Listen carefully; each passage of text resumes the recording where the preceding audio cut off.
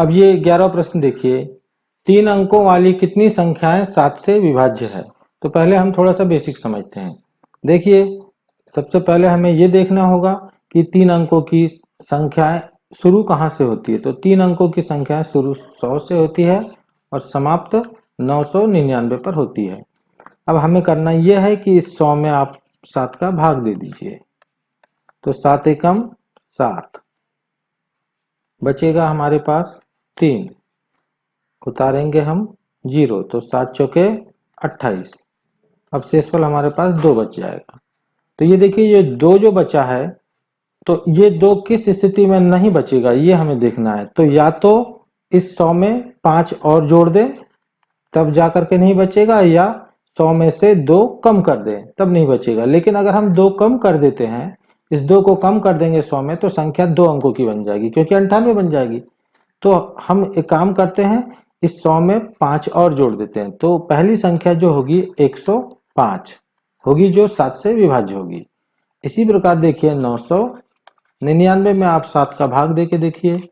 7 एकम 7, बचेगा 2, उतारेंगे हम 9, तो 7 चौके 28, बचेगा हमारे पास 1, उतारेंगे 9। तो देखिए 7 दूनी 14, अब बचेगा हमारे पास 5। अब यहाँ पे देखिए, एक बार और भाग इस स्थिति में जा सकता है कि सामने में 2 जोड़ दें, तो एक बार 7 का और भाग चला जाता है। लेकिन अगर हम 2 जोड़ देंगे तो 999 1002 हो जाएगा, यानी कि 4 अंक की संख्या बन जाएगी। तो हम 2 जोड़ेंगे नहीं, बल्कि ये 5 को हम कम कर देंगे। तो इस 999 में 5 कम करने पर 994 बचेगा। तो इस प्रकार से हमने डिसाइड कर लिया कि 7 से विभाज्य 2 अंकों की सबसे छोटी संख्या जो होगी 105 होगी और सबसे बड़ी संख्या होगी 994। अब आइए हम सवाल हल करते हैं। हम लिखेंगे 7 से विभाज्य 3 अंकों की सबसे छोटी संख्या 105 और सबसे बड़ी संख्या 994 है। अतः प्राप्त एपी इस प्रकार होगा, 105 में 7 जोड़ेंगे तो 112, 7 119 और इस प्रकार से अंतिम रहेगा 994। अब हमें इसमें पदों की संख्या ज्ञात करनी है। तो लिखना है प्रथम पद a बराबर से 105, सार्वअंतर d बराबर से 7 और अंतिम पद n बराबर से 994। और पदों की संख्या n का मान हमें ज्ञात करना है। सूत्र लगा देंगे, an बराबर से a प्लस n माइनस 1 गुणित d। तो nवां पद है 994, a का मान है 105 प्लस n माइनस 1 गुणित d के जगह रख देंगे 7। देखिए 105 का पक्षांतर इधर कर लेते हैं, तो 994 माइनस 105 बराबर से n माइनस 1 गुणित 7। अब हम 994 में से 105 को हम घटा देंगे, तो यहाँ बचेगा हमारे पास 9, यहाँ बचेगा 8, यहाँ बचेगा 8, 889 बराबर से n माइनस 1 गुणित 7। अब इस 7 को बटे में कर लेते हैं, 889 बटे 7 बराबर से n माइनस 1। देखिए 7 से काट देंगे, 7 एकम 7, 7 एकम 7 बचेगा 1, 7 दूनी 14, बचेगा 4, 7 7 49। तो 127 बार कटा, इधर n माइनस 1 है, माइनस 1 को इधर ले आते हैं, 127 प्लस 1 हो जाएगा बराबर से n। यहाँ होगा 128 बराबर से n। इस प्रकार n का मान होगा 128। हम अंत में उत्तर लिखेंगे 7 से विभाज्य 3 अंकों की संख्या है बराबर से 128। ये आएगा आपका उत्तर। आइए अब हम इस 12वें प्रश्न को देखते हैं। वह एपी निर्धारित कीजिए जिसका तीसरा पद 5 और 7वां पद 9 है। यानी एक एपी हमें ज्ञात करना है जिसका तीसरा पद बताया जा रहा है 5 और 7वां पद बताया जा रहा है 9। तो याद रखें, किसी भी एपी को बनाने के लिए हमें एक तो प्रथम पद और दूसरा सार्वंतर की आवश्यकता होगी, अर्थात ए और डी ज्ञात करना होगा। उसके पश्चात हम आसानी से कोई भी एपी को बना सकते हैं। तो माना इस एपी का प्रथम पद ए तथा सार्वंतर डी है।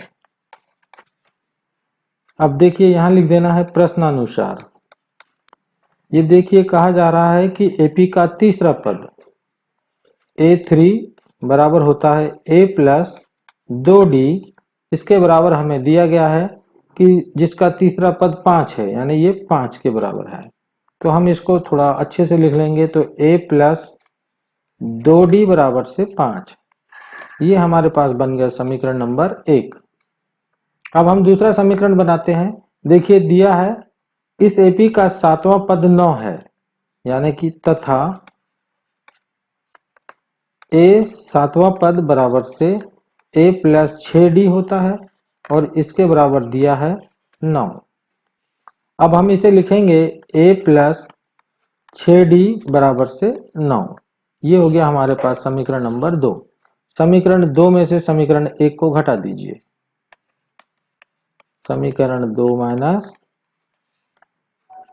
समीकरण 1, ये विलोपन विधि से ही घटा लिया कीजिए। ए प्लस 6D बराबर से 9 और ए प्लस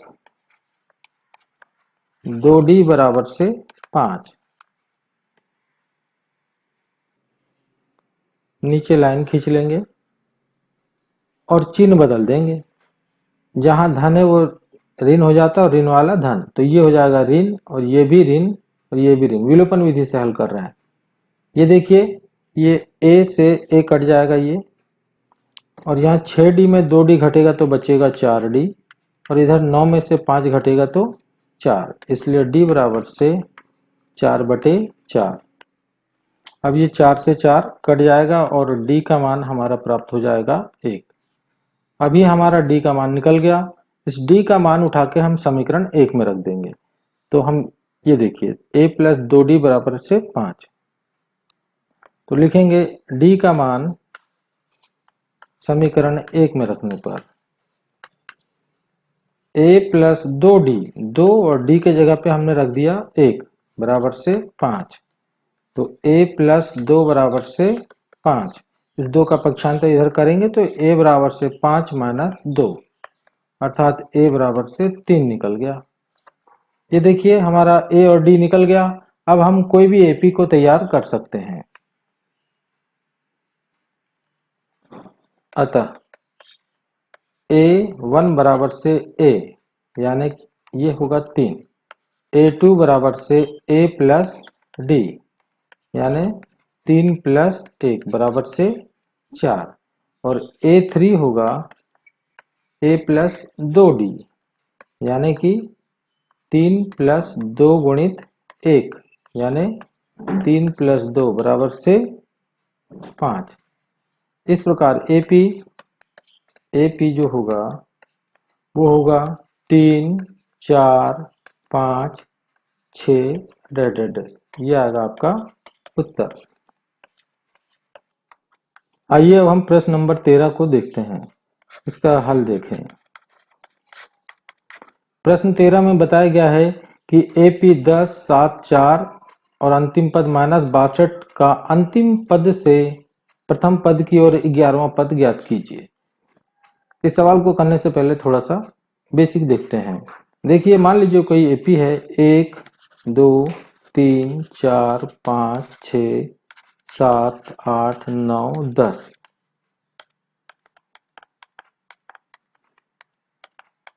यदि आपसे कहा गया कि इस एपी का लास्ट से चौथा नंबर का पद बताएं, तो लास्ट से देखिए 1 2 3 4 तो 7 होगा। तो ये अंतिम से हमें कोई पद निकालना है तो प्रारंभ से देखिए कुल पद है 10। 10 में से जितना नंबर का पद पूछा है उतना को घटा दीजिए। मान लीजिए चौथा पद पूछा गया है तो उसमें 4 को घटा दीजिए और घटा देने के बाद जितना प्राप्त हो उसमें एक्स्ट्रा 1 जोड़ दीजिए, तो ये 7वां पद। तो प्रारंभ से वो होगा 7वां पद। एक और उदाहरण देखिए, मान लीजिए किसी एपी में 20 पद है, मान लीजिए 20 पद है और हमको बोला गया कि अंतिम से 5वां पद कौन सा होगा। तो देखिए 20 में से आप 5 को घटा दीजिएगा और जितना मिलता है, जैसे मिला हमको 15, और उसमें एक जोड़ देना पड़ता है। तो इस प्रकार से वो प्रारंभ से वो 16वां पद होगा। अब हल देखें। एपी का प्रथम पद, ए का मान दिया हमें 10, सार्वंतर डी का मान है 7 माइनस 10 अर्थात -3, और अंतिम पद जो दिया है एन दिया है -62। तो चूंकि हमको पूछा गया है कि अंतिम से 11वां पद बताएं, इसलिए हमें पदों की संख्या को सबसे पहले निकालना होगा। तो देखिए n is equal to question mark पहले कर दें।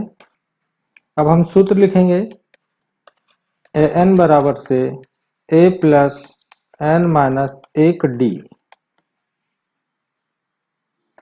देखिए n के जगह हम लिख देंगे -62, a के स्थान पे 10 लिखेंगे, n माइनस 1 गुणित d के स्थान पे -3 लिख देंगे। 10 का पक्षांतर इधर करेंगे तो -62 पहले था और ये गया -10 बराबर से n माइनस 1 गुणित -3। -62 और -10 -72 हो गया, बराबर से n माइनस 1 गुणित -3। इस -3 को बटे में ले आते हैं तो -72 बटे -3 बराबर से n माइनस 1। ये ऋण से ऋण भी कट जाएगा, 3 से कटेगा 3 दूनी 6, 3 चौके 12। अब देखिए अगला स्टेप, ये 24 और ऋण 1 को इधर उठा के ले आएंगे तो धन 1 हो जाएगा बराबर से n। तो n बराबर से हमारा निकल गया 25, यानी उस एपी में कुल 25 पद है। अब हमें कहा गया है कि अंतिम से 11वां पद, तो अंतिम से 11वां पद अर्थात प्रारंभ से 25 माइनस 11 और प्लस 1 वां पद। अब अगला स्टेप देखिए, ये 25 में से 11 घटेगा तो बचेगा हमारा 14 और प्लस 1 वां पद अर्थात प्रारंभ से वो 15वां नंबर का पद होगा, 15वां पद। अब हम आसानी से निकाल सकते हैं सूत्र, a15 बराबर से a प्लस 14d। तो a का मान है हमारा 10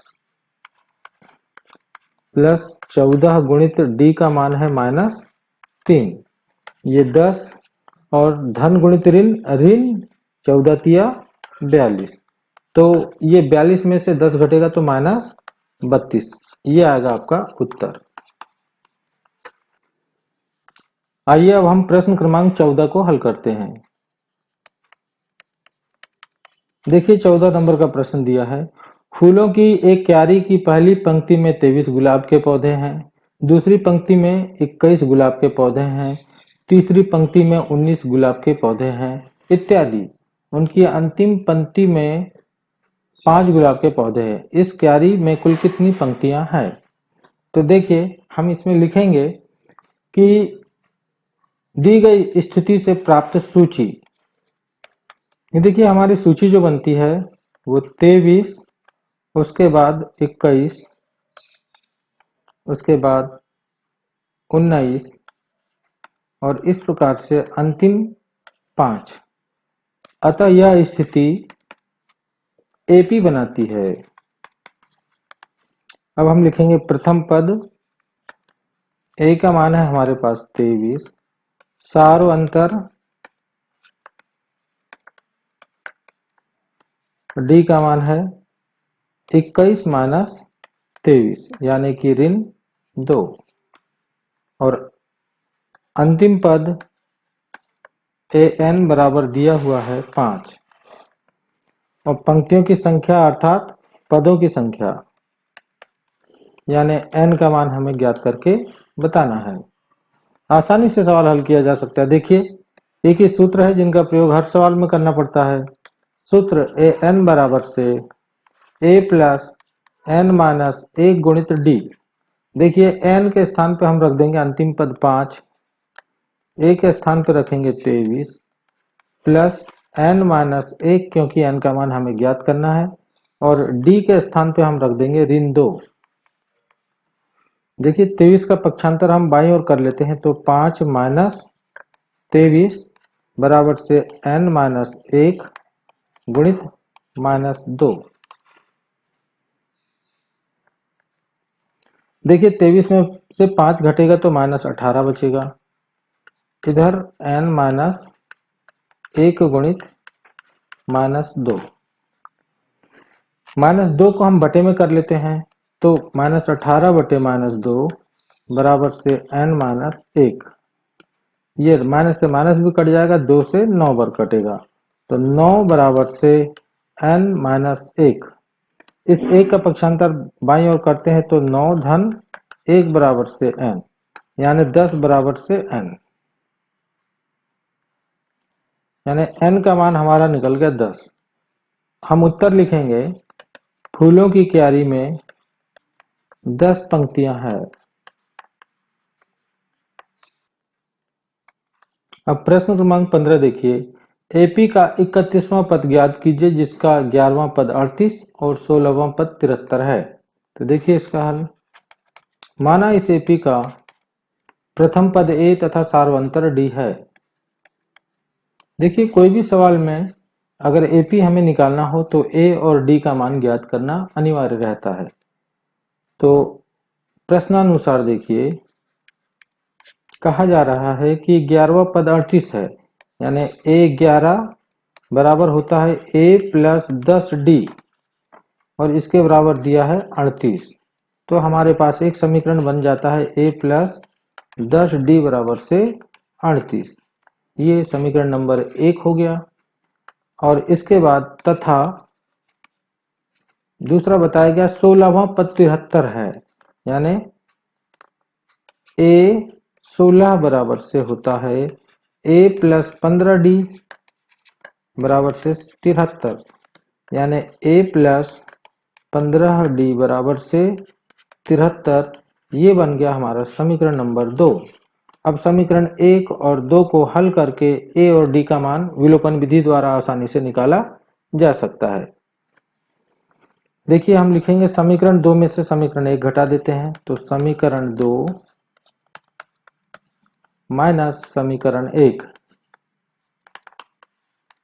तो A प्लस 15D बराबर से 73 है और A प्लस 10D बराबर से 38 है। देखिए, घटाएंगे तो चिन्ह बदल जाएंगे, ऋण ऋण और ये भी ऋण हो जाएगा, ये दोनों आपस में कट जाएंगे। 15 में से 10 घटेगा तो 5D बचेगा, और इसी प्रकार 73 में से 38 घट जाएगा तो बचेगा हमारे पास 35। तो D का मान हमारा निकल जाएगा 35 बटे 5, 5 सते 35। इस प्रकार D का मान निकल गया है हमारा 7। अब हमारा दूसरा A का मान निकालना है, तो इस D का मान जो है इस समीकरण नंबर 1 में हम रख देंगे। D का मान समीकरण 1 में रखने पर A प्लस 10 और D के जगह रख देंगे 7 बराबर से 38। तो A प्लस 10 सते 70 बराबर से 38, इसलिए a बराबर से 38 माइनस 70, तो माइनस 32 आएगा a का मान। अब जब a और d का मान निकल गया तो हमें जो भी पद बोला निकालने के लिए उसको आसानी से निकाल सकते हैं। इसीलिए 32वां पद a 32 बराबर से a प्लस 31d, तो a का मान हमारे पास है माइनस 32 प्लस 31 गुणित 7, तो माइनस 32 प्लस 7 एकम 7, 7 या 21, तो 217 में से 32 को घटा देंगे तो इस प्रकार हमारे पास बचेगा 185। ये आएगा आपका उत्तर।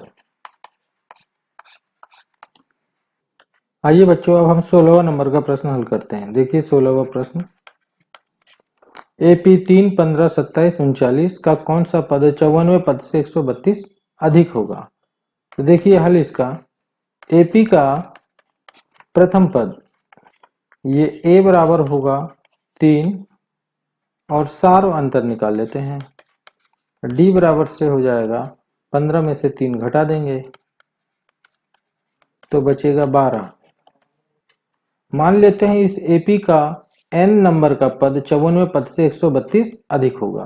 तो मान लेंगे हम, माना इस AP का nवां पद 54वें पद से 132 अधिक होगा। अब देखिए प्रश्नानुसार ये nवां पद जो होगा इसके a 54वें पद से 132 अधिक होगा, यानी n नंबर का पद उसके 54वें नंबर का पद प्लस 132, तो nवें पद का सूत्र जो होगा a plus n minus 1 d, इधर होगा 54वें पद का सूत्र होगा a प्लस 53d प्लस 132। ये देखिए ये a इधर भी है और इधर भी है, तो ये इधर जाएगा तो धन वाला ऋण हो जाएगा और घट जाएगा, तो यहीं से इसको क्रॉस कर देते हैं। तो देखिए n माइनस 1 गुणित d बराबर से 53d प्लस 132, n माइनस 1 और ये d के स्थान पे हम d का मान रख देंगे 12 बराबर से 53 गुणित 12 धन 132। अंदर हम गुणा करते हैं तो 12 का गुणा जब n से होगा तो 12n माइनस 12 बराबर से ये 12 का गुणा करते हैं 53 से, 12 तिया 36 का 6 हासिल का 3, 12 पंचे 60 और 3 63 धन 132। अब इस 12 का पक्षांतर हम दाहिनी ओर कर लेते हैं, तो इधर बचा है 12n बराबर से इन दोनों को पहले जोड़ लेते हैं, 6 और 2 8, 3 और 3 6, 6 और 1 7, और ये 12 गया तो धन 12 हो जाएगा। इधर 12n बराबर से 768 में 12 और जोड़ देंगे तो यहाँ हो जाएगा 0, 6 और 1 7 और 1 8, 780। इसलिए n बराबर से निकल जाएगा हमारा 780/12। अब इसको हम काटते हैं तो 6 से काटते हैं, 6 दूनी 12, 6 कम 6, 6 तिया 18, 2 से कट जाएगा तो 2 छिंग 12, 2 पंचे 10, तो n का मान निकल जाएगा 65वां पद। यह आएगा आपका उत्तर। अतः इस एपी का 65वां पद इसके 54वें पद से 132 अधिक होगा। यह आएगा आपका उत्तर। आइए हम इस 17वां प्रश्न को हल करते हैं। वह एपी ज्ञात कीजिए जिसका तीसरा पद 16 है और 7वां पद 5वें पद से 12 अधिक है। तो देखिए हल इसका, कोई भी एपी ज्ञात करना होता है तो हमें ए और डी की आवश्यकता पड़ती है, तो इसमें हमें ए और डी का मान ज्ञात करना पड़ेगा। तो पहले हम मान लेते हैं कि माना इस एपी का प्रथम पद ए तथा सारो अंतर डी है। अब हम लिखेंगे प्रश्न अनुसार। कहा जा रहा है कि इसका तीसरा पद 16 है, अर्थात A3 बराबर से A प्लस 2D बराबर दिया है 16।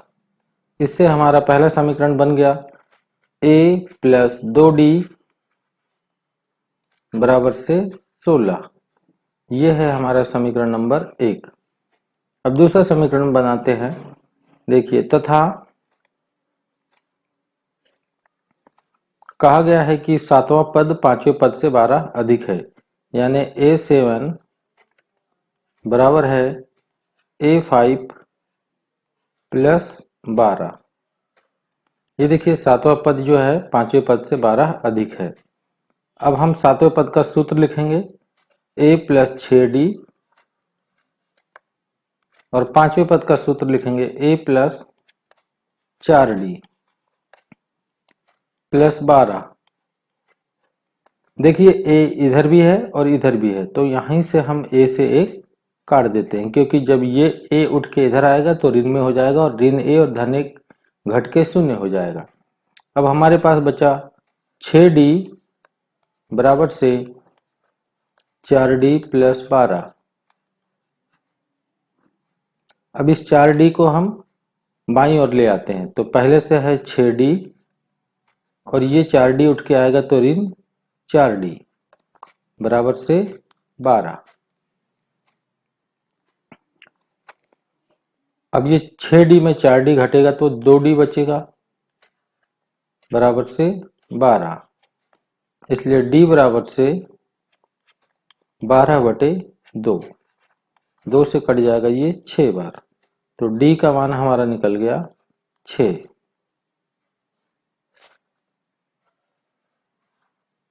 इस D का मान हम इस समीकरण 1 में रखेंगे, जिससे हमें A का मान भी प्राप्त हो जाएगा।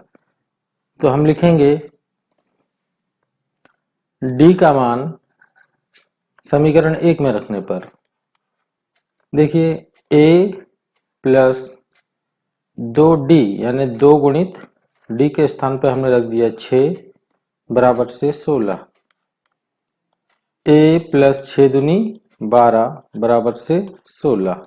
अब इस 12 का पक्षांतर दाहिनी ओर कर लेते हैं, तो देखिए A बराबर से 16 माइनस 12, तो A का मान हमारा निकल जाता है 4। जब हमारा A और D निकल गया तो अब हम आसानी से AP को बना सकते हैं। देखिए, इसलिए A1 बराबर से A अर्थात 4। दूसरा पद होगा A2 बराबर से A प्लस D यानी कि 4 प्लस 6 यानी कि 10। तीसरा पद होगा A3 बराबर से A प्लस 2D अर्थात 4 प्लस 2 गुणित 6, 4 प्लस 6 दूनी 12, 12 और 4 16। अतः AP जो बनेगा वो होगा 4, 10, 16, 22 इत्यादि। ये हमारा उत्तर आया। अब ये 18वां प्रश्न देखिए, 10 और 250 के बीच 4 के कितने गुणज हैं? तो ऐसे सवाल हम पहले भी कर चुके हैं। देखिए, इसको हल करने के लिए हमें ये पता करना है कि 10 और 250 के बीच में 4 के कितने गुणज है। तो 10 में सबसे पहले हम 4 का भाग देंगे, तो 4 दूनी 8, बचेगा 2। अब इसमें अगर मैं 2 और जोड़ दूं तब एक बार और भाग चला जाएगा। इस प्रकार हमें 10 में 2 और जोड़ना पड़ेगा। तो इस प्रकार से 4 के सबसे पहला गुणज 10 और 250 के बीच होगा 12, और इसी प्रकार 250 में हम 4 का भाग देके देखेंगे, तो 4 छिंग 24, बचेगा हमारे पास 1, 4 दूनी 8, बचेगा 2। यदि इसमें 2 और बढ़ा देते हैं तो संख्या 250 से अधिक हो जाएगा और 4 का भी भाग चला जाएगा, जबकि हमको चाहिए 250 के अंदर। तो इसमें से ये 250 में हम 2 को घटा देते हैं, 2 कम कर देंगे, तो ये हो जाएगा 248। तो इस प्रकार से 10 और 250 के बीच में सबसे पहला 4 का गुणज होगा 12 और अंतिम गुणज होगा 248। तो आइए अब हम सवाल को हल करते हैं। ये देखिए हल, 10 और 250 के बीच 4 के गुणज 12, 4 16, 4 20 और इस प्रकार से अंतिम गुणज जो होगा हमारा 248 होगा।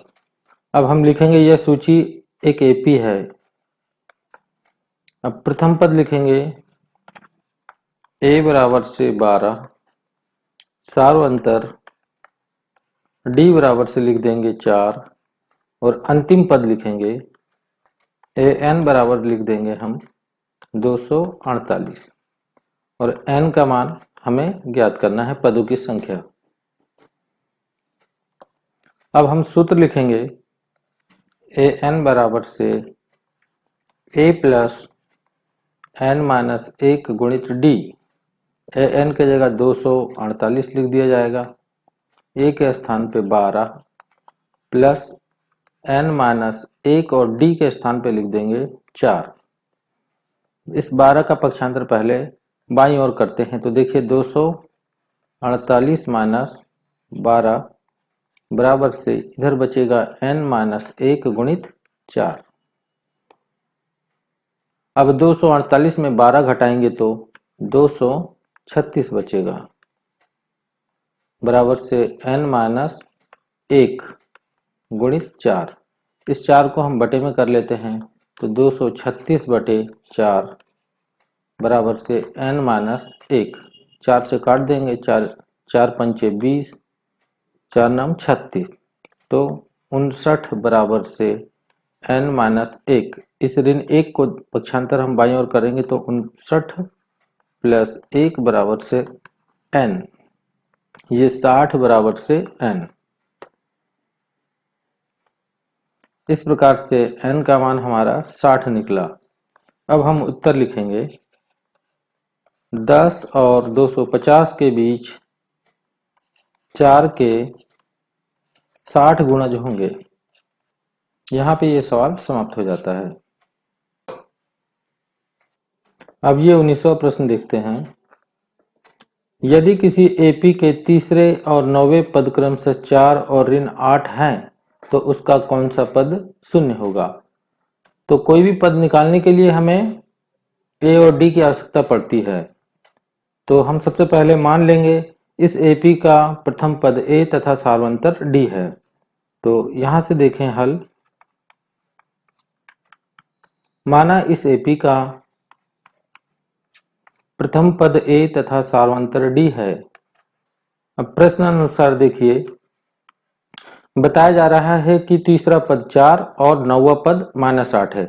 तो तीसरा पद a3 बराबर होता है a प्लस 2d और ये बराबर दिया है 4। इससे हमारा पहला समीकरण बन गया a प्लस 2d बराबर से 4। ये बना हमारा समीकरण नंबर 1 तथा हमें बताया जा रहा है कि इसका 9वां पद, ये 9वां पद ऋण 8 है।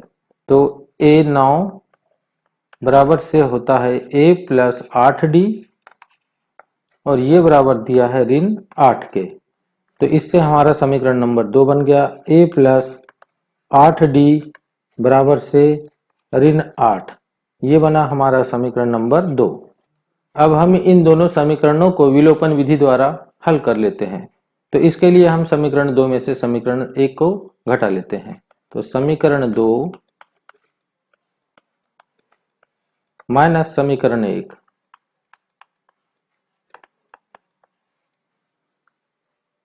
तो देखिए a प्लस 8d बराबर से ऋण 8 में से घट जाएगा a प्लस 2d बराबर से 4। चूंकि घटा रहे हैं इसलिए नीचे की राशियों के चिन्ह बदल जाएंगे। ये ऋण हो जाएगा, ये भी ऋण और ये भी ऋण। ये ऋण a और धन a आपस में कट जाएंगे और 8d में से 2d घटेगा तो बचेगा 6d और इधर ऋण 8 और ऋण 4 हो जाएगा ऋण 12। इसलिए d बराबर से ऋण 12 बटे 6, तो 6 दूनी 12। इस प्रकार से हमारा सार्वंतर ऋण 2 प्राप्त हो गया।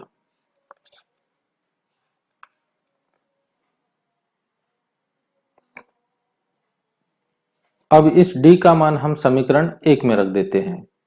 तो d का मान समीकरण 1 में रखने पर, तो देखिए समीकरण 1 दिया है a प्लस 2d बराबर से 4। तो a प्लस 2 गुणित d के स्थान पे ऋण 2 रख दिया बराबर से 4। तो a ये धन गुणित ऋण हो जाएगा ऋण 2 दूनी 4 बराबर से 4। a बराबर से 4 और इस ऋण 4 का पक्षांतर हम दाहिनी ओर करेंगे तो ये धन 4 हो जाएगा। इस प्रकार हमारा a का मान 8 प्राप्त हुआ। देखिए अब हमारा a और d दोनों प्राप्त हो चुका है।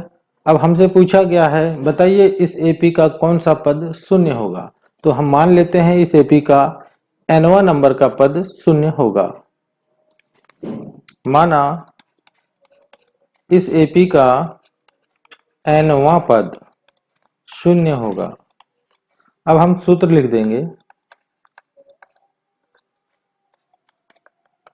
an बराबर से a प्लस n माइनस 1 गुणित d। तो nवां पद हमारा शून्य है और a का मान है हमारा 8 प्लस n माइनस 1 गुणित d के स्थान पर रख देंगे ऋण 2। अब हम इसे आसानी से हल करके n का मान निकाल सकते हैं। तो देखिए 8 का पक्षांतर पहले हम बाईं ओर कर लेते हैं। तो पहले से 0 है और ये आए तो ऋण 8 हो गया और इस तरफ बचेगा n माइनस 1 गुणित ऋण 2। अब इधर बचा ऋण 8 और इस ऋण 2 को हम बटे में कर देते हैं। तो ऋण 2 बराबर से n माइनस 1, ये ऋण से ऋण कट जाएगा। 2 से 8 4 बार कटेगा। इस प्रकार 4 बराबर से n माइनस 1। अब इस माइनस 1 का पक्षांतर बाईं ओर कर लेते हैं। तो 4 प्लस 1 बराबर से n, यानी कि 5 बराबर से n बराबर से 5वां पद। तो उत्तर हम लिखेंगे इस AP का 5वां पद शून्य होगा। यहाँ पे ये सवाल समाप्त हो जाता है। आइए इस अध्याय का अब हम अंतिम प्रश्न को हल करते हैं। देखिए दिया है A B C के मान ज्ञात कीजिए जिसमें A 7 B 23 और C एक AP में है। तो देखिए हल, देखिए A 7 B 23 और ये C ये AP है।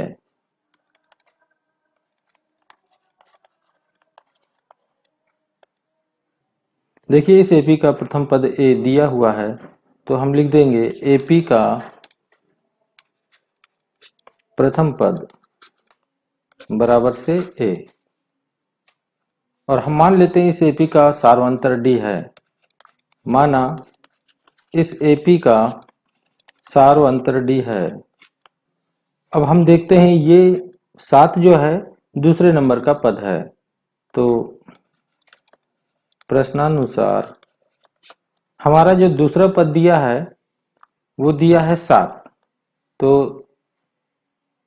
A2 बराबर से होता है A प्लस D और इसके बराबर दिया हुआ है 7।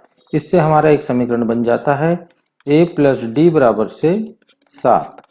ये बन गया हमारा समीकरण नंबर 1। ठीक इसी प्रकार देखिए ये 1 2 3 4 ये चौथा पद तथा ये A4 बराबर होता है A प्लस 3D और इसके बराबर दिया है 23। तो इससे हमारा दूसरा समीकरण बन जाएगा A प्लस 3D बराबर से 23। ये बना हमारा समीकरण नंबर 2। अब हम इन दोनों समीकरणों को विलोपन विधि द्वारा हल करके A और D का मान प्राप्त कर लेते हैं। तो समीकरण 2 माइनस समीकरण 1, देखिए A प्लस 3D बराबर दिया है 23 और A प्लस D बराबर से 7। विलोपन विधि द्वारा इसको घटा के हम हल करेंगे तो ये इसके चिन्ह बदल जाएंगे, ऋण ऋण और ये ऋण, ये दोनों A आपस में घट जाएंगे। 3D में से 1D घटेगा तो 2D बचेगा और यहाँ पे 23 में से 7 घटाएंगे तो हमारा बचेगा 16। अब हम D का मान प्राप्त कर लेंगे, D बराबर से 16/2। तो इस प्रकार से हमारा 8 प्राप्त हो जाएगा, D बराबर से 8। इस D का मान हम समीकरण 1 में रख देते हैं। तो D का मान समीकरण 1 में रखने पर देखिए हमारा समीकरण 1 है A प्लस D बराबर से 7। तो A प्लस D के स्थान पे हमने 8 रखा बराबर से 7, इसलिए A बराबर से 7 और इस 8 का पक्षांतर इधर कर देंगे तो -8। तो A का मान हमारा प्राप्त हो गया ऋण 1। अब हम आसानी से अन्य पदों को निकाल सकते हैं।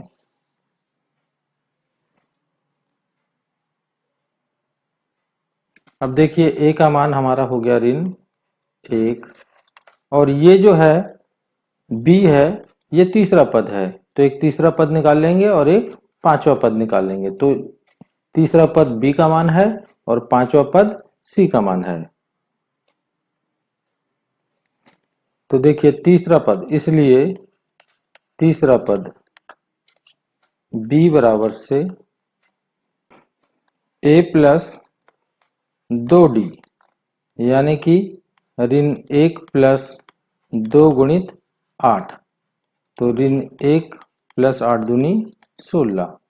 तो ये ऋण 1 और धन 16 ये निकल जाएगा हमारा 15 B का मान। और इसी प्रकार C का मान पांचवा पद बराबर से A प्लस पांचवा पद का सूत्र होता है 4D यानी कि A का मान ऋण 1 प्लस 4 गुणित D का मान 8। तो ये ऋण 1 और धन 8 चौक 32। तो ये 32 में से 1 घट जाएगा तो 31। इस प्रकार से हम उत्तर लिख सकते हैं A का मान ऋण 1, B का मान 15 और C का मान 31। यहाँ पे सवाल समाप्त हो गया। यदि आप लोग को वीडियो पसंद आया हो तो वीडियो को अवश्य लाइक करें तथा इस चैनल को अवश्य सब्सक्राइब करें ताकि आने वाली वीडियो की जानकारी आपको समय पे उपलब्ध हो सके। धन्यवाद।